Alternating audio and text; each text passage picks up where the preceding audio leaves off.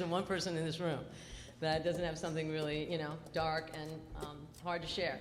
So next, what happened was, and it's a long story, but if you like Charles Dickens, it has an aspects of that to it, because I end up semi-incarcerated on Hart Island, which is actually where the city's public graveyard is. And it sounds strange. I was still 14, and I ended up in Phoenix House, which was a drug rehab program, but like you were on the island, like you had to take a boat to get there, you know what I'm saying?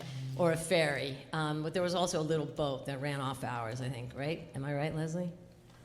Because so we wrote this song called River Styx. On the album, there's another song also called Haunted Heart, about my time in Phoenix House. I actually wasn't a drug addict, but I have to tell you something about that experience.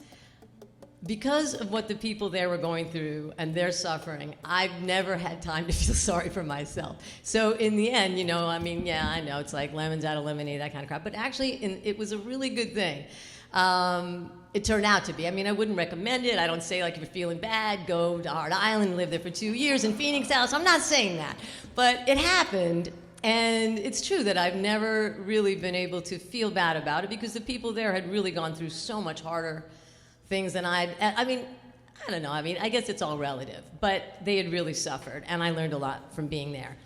And so here's what's really remarkable, right? Tonight we've got the artists from the album here that we were all in COVID together, and we all showed up, and we made the music, and it was really extraordinary. And then tonight, there's only 2 people I know from that time. Like, I lost all those people, partly because I was a kid, and I know this is hard for some of you to believe, there was no internet in 1976 when I graduated from Phoenix House. Though Leslie tells me you can't really graduate from Phoenix House. Obviously, I made that up in my own mind. But there are 2 people, one who likes to remain in mystery and doesn't like, her name to be used, and like lives in secrecy. And I speak to her like every once in a while, kind of like an extraterrestrial kind of experience. But the other one, we reconnected a couple of years ago, and we've become like friends.